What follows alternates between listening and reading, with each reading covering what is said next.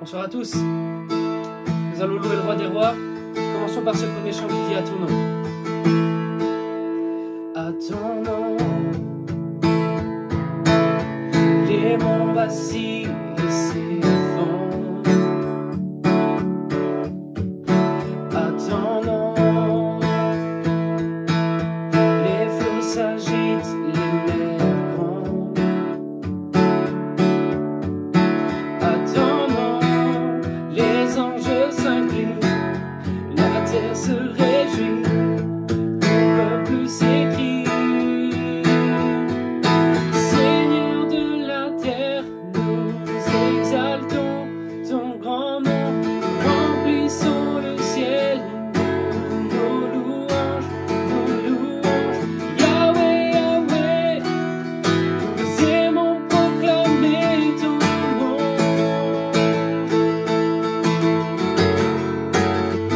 À ton nom, le jour s'éveille dans la gloire. À ton nom, la nature dit ton histoire. À ton nom, les anges s'inclinent, la terre se réjouit, ton peuple s'écrie. Seigneur de la terre, nous exaltons ton grand nom, remplissons le ciel de nos louanges, Yahweh, Yahweh, nous aimons proclamer ton nom. Il est Seigneur de la terre. Ô Seigneur de la terre, nous exaltons ton grand nom, remplissons le ciel de nos louanges, Yahweh, Yahweh, nous aimons proclamer ton nom. Notre Dieu est sans égal, nous te louons, oui, Dieu est sans égal, nous chantons, notre Dieu est sans égal, nous te louons, Jésus notre Dieu, nous chantons, Seigneur de la terre, nous exaltons ton grand nom, remplissons le ciel de nos louanges, Yahweh, Yahweh, nous aimons proclamer ton nom.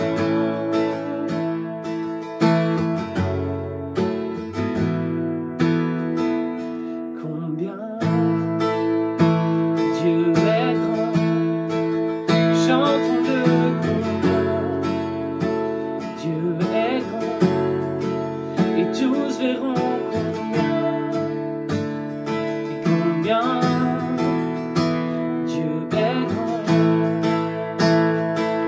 Dieu le roi dans sa beauté, le roi dans sa beauté, vêtu de majesté. La terre est dans la joie, la terre est dans la joie, et sa gloire resplendit. L'obscurité s'enfuit au son de sa voix, au son de sa voix. Et combien Dieu est grand, et chantons-le combien Dieu est grand, et tous verront combien Dieu est grand. Chante-le combien, oh combien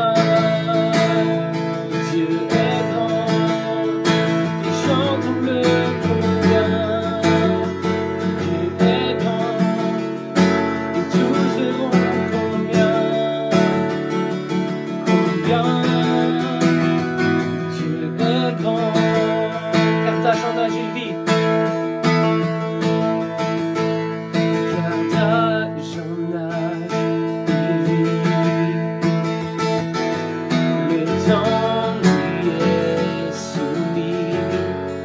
Commencement et fin, commencement et fin, céleste Trinité. Dieu d'éternité, il est l'agneau divin, il est l'agneau divin. Et combien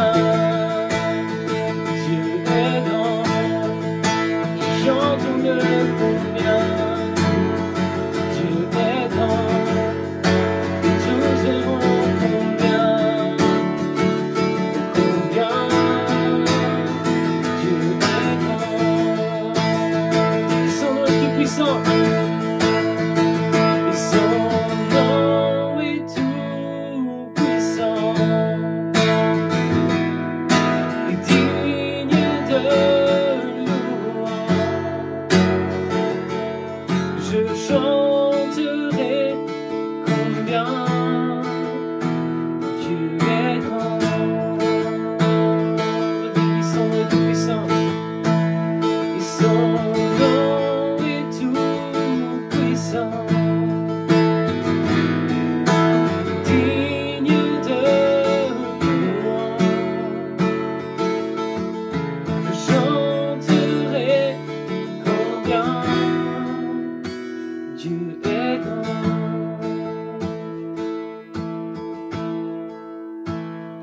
Combien Dieu est grand, chantons-le combien Dieu est grand, et tous verront combien, et combien Dieu est grand. Et Seigneur, tu es grand. Louange te soit rendue, Jésus.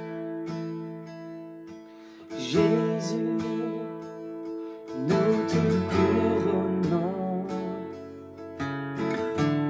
nous te proclamons roi, présent au milieu de nous. Nous t'élevons par nos chants, nous t'adorons, nous t'exaltons. Viens établir ton trône éternel, par nos louanges nous t'invitons. Viens Jésus prendre la place du roi.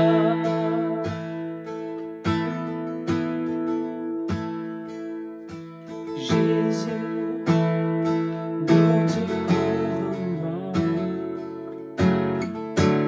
nous te proclamons roi, présent au milieu de nous. Nous t'élevons par nos chants, nous t'adorons, nous t'exaltons. Viens établir ton trône éternel, par nos louanges nous t'invitons. Viens Jésus prendre la place du roi.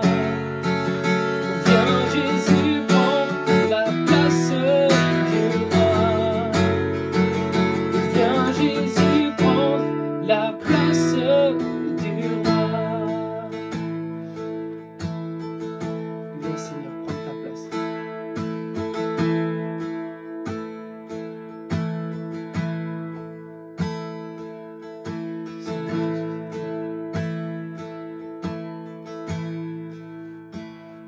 Bien avant le chant qui créa l'univers, bien avant l'esprit qui planait sur la terre, bien avant que tu me formes de la poussière, tu rêvais du jour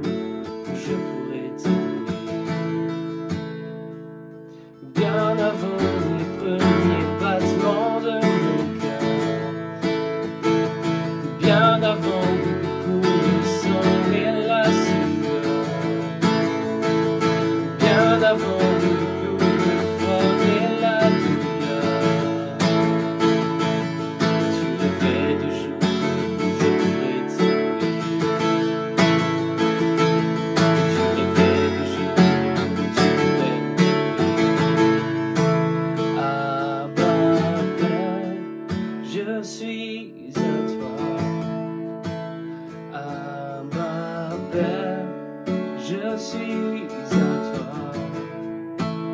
Abba, Père, je suis à toi.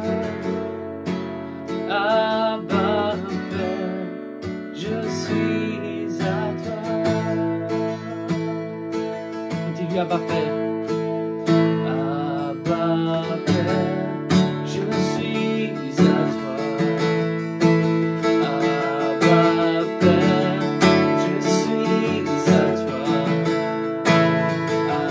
Abba, Père, je suis à toi. Abba, Père, je suis à toi. Abba, Père, suis émerveillé, saisi par l'immensité de ton amour pour moi.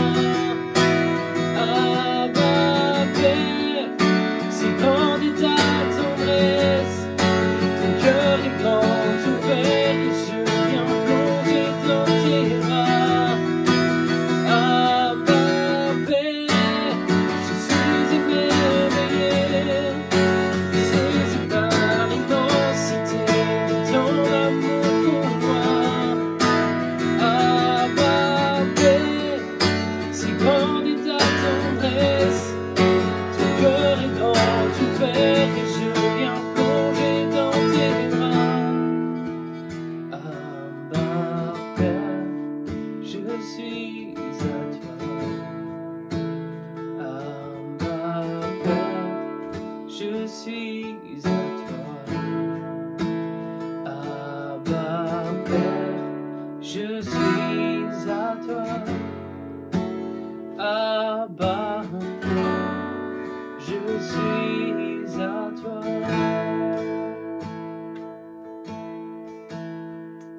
Mais Seigneur, nous voulons regarder cette semaine avec ton regard. Oh Jésus-Christ, et que toutes les situations que nous allons vivre, Jésus, tu puisses nous aider à les surmonter. Oh Seigneur, au-delà de nos faiblesses, au-delà de nos péchés, Seigneur, toi tu restes fidèle. Et je te demande, Jésus-Christ, de rester présent et de nous aider, Seigneur, à rester attachés à toi, à rester attachés à la croix. Car tu es digne, Jésus-Christ, de notre louange. Amen. Oui, bonsoir à tous, heureux de vous retrouver encore une fois et j'espère qu'on se retrouvera bientôt en direct, en tout cas avec les mesures de confinement qui nous sont données, on aura l'occasion de vivre le vendredi soir, ce vendredi soir, un temps en tout cas pour tous ceux qui se sont inscrits en présentiel, bien sûr en respectant les consignes qui nous sont données par le gouvernement, mais avec cette période de déconfinement, on espère tous que voilà, les mesures vont s'assouplir pour que nous puissions vraiment nous retrouver ensemble. En tout cas, c'est la fin de l'année et merci Daniel aussi d'avoir pris du temps pour nous conduire dans des temps de louange aussi, pour nous retrouver ensemble, même si c'est par moyens techniques interposés, d'avoir pris du temps aussi pour nous conduire dans la louange, dans l'adoration, plus près du cœur de Dieu. Et pour clôturer cette année, vous savez que je suis enseignant et puis que moi je fonctionne en année scolaire. Donc pour moi l'année elle s'achève le 30 juin et elle va redémarrer le 1er septembre. Donc voilà, c'est comme ça que je fonctionne. Et pour clôturer cette année, j'aimerais relire un texte biblique que j'ai partagé il y a déjà quelques semaines à partir de ce texte par rapport à la crainte de Dieu, par rapport à l'action de Dieu, de qui est Dieu et qui nous amène à la crainte de l'Éternel. J'aimerais partager quelques pensées avec vous à nouveau sur le psaume 103. J'aimerais relire les 22 versets avec vous. Et voilà comment David va commencer ce psaume. De David, que tout mon être loue l'Éternel. Que tout mon être loue l'Éternel. Que tout ce que je suis loue le Dieu saint. Que tout mon être loue l'Éternel, sans oublier aucun de ses bienfaits. Sans oublier aucun de ses bienfaits. Car c'est lui qui pardonne tous tes péchés. C'est lui qui te guérit de toute maladie, qui t'arrache à la tombe. C'est lui qui te couronne de tendresse et d'amour, et qui te comble de bonheur tout au long de ton existence. et ta jeunesse, comme l'aigle, prend un nouvel essor. L'Éternel intervient pour redresser les torts, et il défend les droits de tous les opprimés. Et la suite des versets, c'est une description de comment Dieu s'y prend pour redresser les torts et de défendre les droits de tous les opprimés. Il a manifesté ses desseins à Moïse et montré ses hauts faits au peuple d'Israël. L'Éternel est plein de pitié et miséricordieux. Il est plein de patience et débordant d'amour. Il ne tient pas rigueur sans cesse et son ressentiment ne dure pas toujours. Il ne nous traite pas selon le mal que nous avons commis. Il ne nous punit pas comme le méritent nos fautes. Autant le ciel est élevé au-dessus de la terre, autant l'amour de Dieu dépasse tout ce qui le révère. Autant l'Orient est loin de l'Occident, autant il éloigne de nous nos mauvaises actions. Et comme un père est plein d'amour pour ses enfants, l'Éternel est rempli d'amour pour ceux qui le révèrent. Il sait de quelle pâte nous sommes façonnés. Il se rappelle bien que nous sommes poussière. L'homme, sa vie ressemble à l'herbe, à une fleur des champs. La voici qui fleurit, qu'un vent souffle dessus, la voilà disparue. Le lieu qu'elle occupait ne la reconnaît plus. Éternel, ton amour est là depuis toujours et durera toujours pour ceux qui te révèrent. Ta loyauté demeure à l'égard des enfants de leurs enfants. Elle est pour ceux qui restent fidèles à ton alliance, pour ceux qui se souviennent de tes commandements pour les mettre en pratique. Dans les cieux, l'Éternel a établi son trône. Il est roi, le maître de l'univers entier. Louez donc l'Éternel, vous tous ces anges vaillants et forts, qui faites ce qu'il dit dès qu'il vous le demande. Oui, louez l'Éternel, vous toutes ces armées célestes, vous qui à son service exécutez sa volonté. Oui, louez l'Éternel, toutes ses créatures, partout où il gouverne, que tout mon être loue l'Éternel. Dans ce psaume, il y a un vibrant appel de David à louer Dieu. Et ce vibrant appel passe par une description du plan de Dieu pour nos vies et son action en notre faveur, ainsi qu'une description partielle de Dieu. Mais ce psaume commence par une qualité essentielle que chaque être humain doit avoir s'il veut vivre correctement. Et cette qualité va vous préserver de l'amertume, de la rancune, de la morosité, de la tristesse et même de la dépression. Nous devons absolument posséder et développer cette qualité. Cette qualité, elle est décrite dès les premiers versets, c'est la gratitude. Mon âme bénit l'Éternel et n'oublie aucun de tes bienfaits. J'aimerais parler de la gratitude ce soir parce que la Bible dit et l'apôtre Paul dit à Timothée que dans les derniers temps, les gens seront ingrats. Et là, ce psaume nous invite vraiment à la gratitude, tout le contraire. Qu'est-ce que la gratitude ? Souvent, elle se confond avec la reconnaissance. Mais la reconnaissance est l'expression visible de la gratitude. La gratitude est le sentiment que ressent une personne dans la mesure où elle est reconnaissante vis-à-vis d'un plaisir, d'une faveur qui lui a été faite ou d'un service l'ayant été rendu. La gratitude donne envie à la personne concernée de correspondre, rétribuer la dite faveur d'une façon ou d'une autre. Le sentiment de gratitude a à voir avec le remerciement, soit l'action de remercier. La gratitude va se concrétiser réellement par une action, soit verbale ou concrète, de remerciement. Ce verbe veut justement dire exprimer à quelqu'un de la gratitude pour ce qu'il fait ou a fait. Ceci dit, l'individu qui ressent de la gratitude souhaite remercier le service qui lui a été rendu ou le plaisir qui lui a été fait.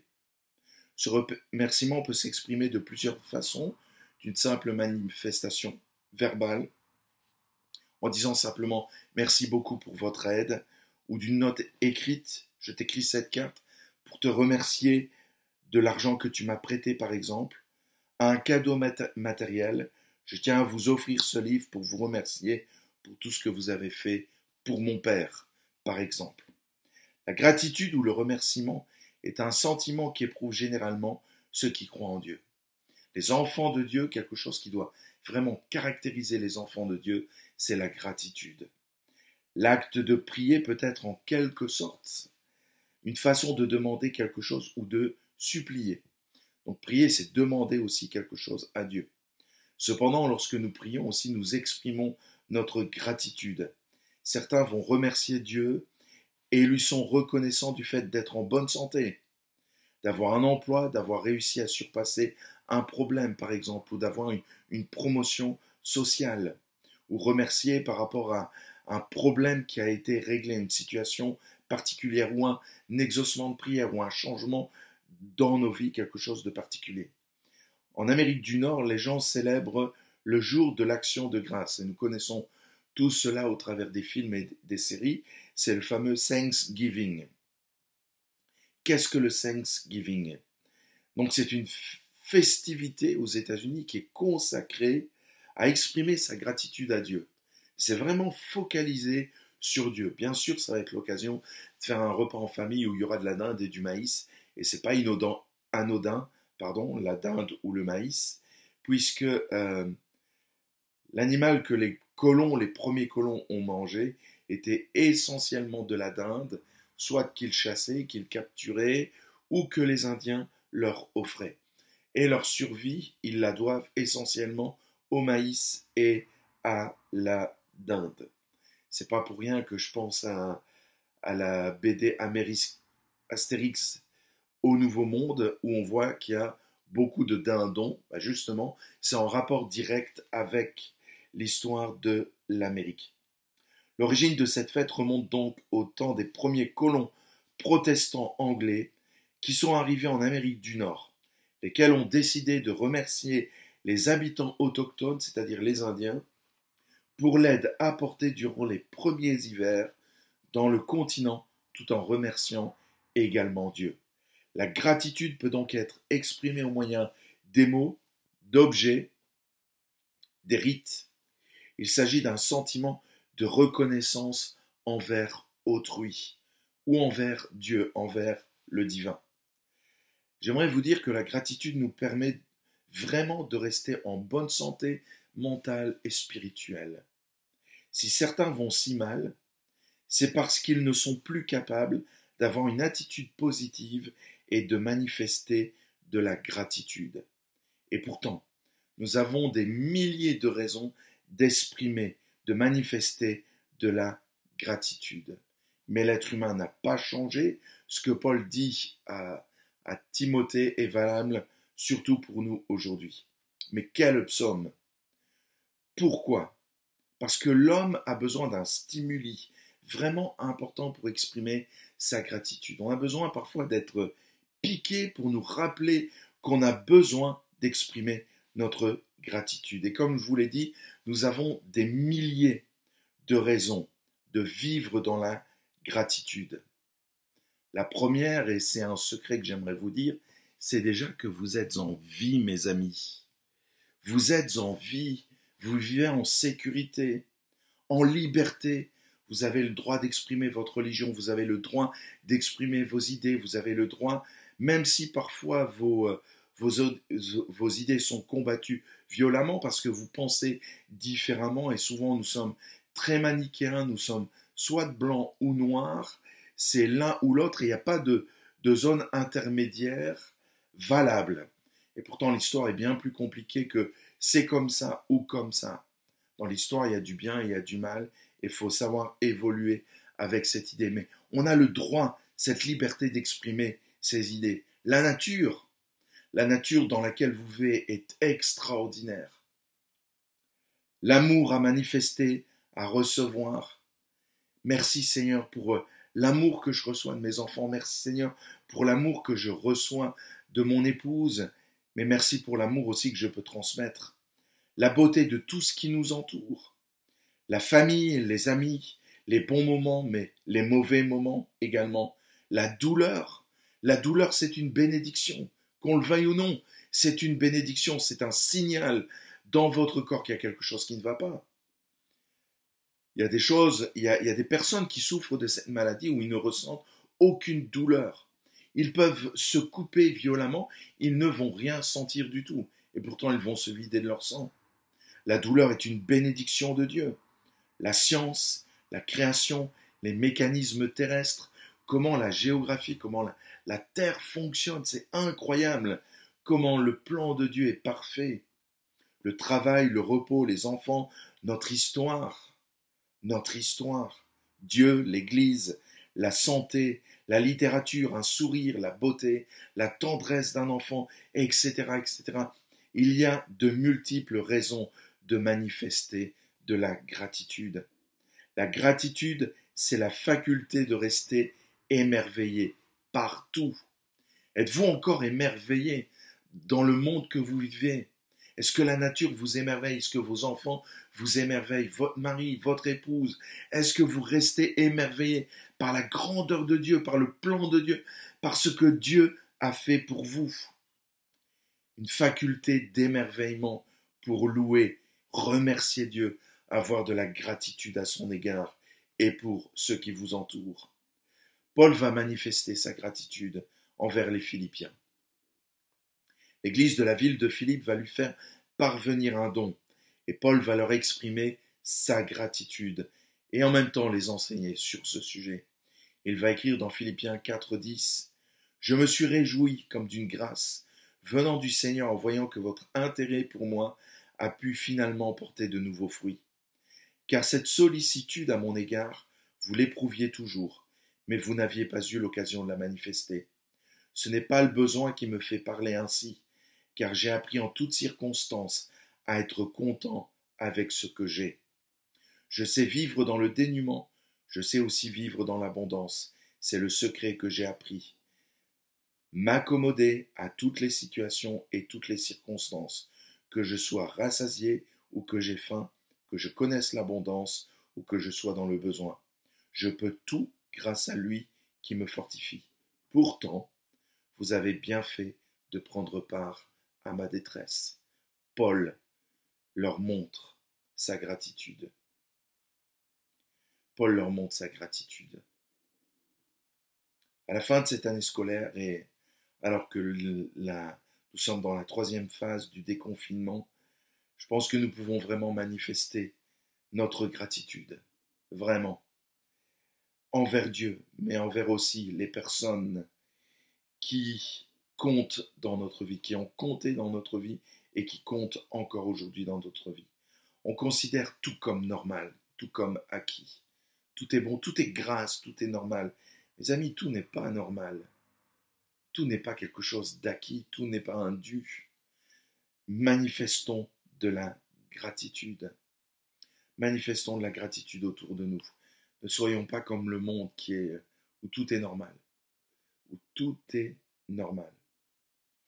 Alors j'aimerais vous lancer un défi à la fin de ce partage. Vous allez prendre votre GSM, que vous utilisez beaucoup. Vous allez prendre votre GSM et vous allez envoyer un message à quelqu'un pour lui exprimer votre gratitude. Vous allez lui dire combien vous êtes reconnaissant. Paul a écrit aux Philippiens une lettre que nous avons et qui nous permet de comprendre ce qu'est aussi la gratitude. Je ne vous demande pas d'écrire une lettre, mais un SMS à une personne. Et vous allez envoyer un SMS à quelqu'un pour lui exprimer votre gratitude, à quelqu'un qui compte pour vous, et lui dire, mais je te suis reconnaissant pour ça et ça et ça. Vous allez exprimer votre gratitude. Peut-être que vous aurez un SMS en retour, que vous serez surpris, j'en sais rien du tout. Mais manifestez votre gratitude. Apprenons à développer la gratitude, à être reconnaissant, à savoir dire merci. Ça n'est pas un acquis. Apprenons à nos enfants la gratitude, à être reconnaissant. C'est tout ce que la Bible nous enseigne. Et le psaume 103 commence avec cette réalité. Mon âme bénit l'Éternel et n'oublie aucun de tes bienfaits. Alors mes amis, à la fin de cette année scolaire, on a vraiment de quoi manifester la gratitude. Regardez autour de vous. Regardez comment vous êtes bénis malgré tout. malgré les problèmes, et combien Dieu nous a bénis. Alors je vous invite à faire cela. Prenez votre GSM et envoyez à quelqu'un un message de reconnaissance. Apprenons cela, apprenons à manifester de la gratitude. Souvent on trouve les Américains superficiels dans leur façon de dire merci, d'être reconnaissant. On les trouve superficiels parce qu'ils font ça tellement naturellement. Cela vient de l'origine, les fondements même de la nation, le Thanksgiving, être reconnaissant, avoir de la gratitude parce qu'on a traversé les épreuves, et ça fait partie de la culture américaine. C'est pas de la superficialité, ça fait partie de leur nature, être reconnaissant, manifester de la gratitude. Rien n'est acquis, nous pouvons tout perdre. Alors, remerciez Dieu, pas simplement pour ce que vous avez, mais pour qui il est également. Vous avez à prier ensemble. Seigneur, merci pour ta parole qui nous révèle qui tu es, comment tu as pris le temps de te révéler, de parler à nos cœurs, de guérir nos cœurs, comment au travers de cette relation, de cette intimité avec toi, tu guéris nos cœurs petit à petit, tu changes nos vies. Combien nous découvrons ta providence, combien nous découvrons que tu es le Dieu qui prend soin de nous, combien nous découvrons que tu as pensé à tout pour notre bien-être. Cette nature dans laquelle nous vivons, cette planète sur laquelle tu nous as placés, la beauté de celle-ci, un conjoint à nos côtés qui nous aime, que nous aimons, qui fait que nous ne souffrons pas de solitude, la famille avec les enfants, la beauté de la famille et tout ce qu'elle représente, l'Église avec tout ce qu'elle représente. Seigneur, tu as pensé à tout et merci, merci. Ne nous trouve pas ingrats comme il est dit comme Paul le dit à Timothée par rapport à la fin des temps, ne nous trouve pas ingrats, mais reconnaissants, faisant la différence en tant que chrétiens. Oui, Seigneur, aide-nous à garder un cœur bien disposé et sujet à la reconnaissance, non pas amer, jamais content, toujours jalousant, jamais satisfait, mais trouve en nous cet esprit de gratitude qui fait que nous sommes reconnaissants de ce que nous avons. Merci pour tout, Jésus. Merci pour tout, mon Dieu, parce que nous sommes bénis au-delà de tout. C'est le temps de la bénédiction. Même s'il y a des épreuves, même si l'histoire est compliquée parfois, mais c'est le temps de la bénédiction.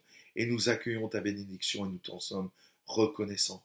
Tu bénis mes frères et sœurs qui cheminent avec ce qu'ils sont, que ta grâce se manifeste sur leur vie et que la gratitude monte vers toi.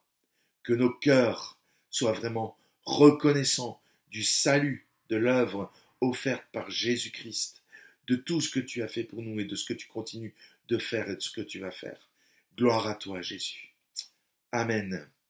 Amen. Alors n'oubliez pas, vous prenez votre GSM et vous manifestez votre gratitude vis-à-vis de quelqu'un. Soyez bénis et à bientôt.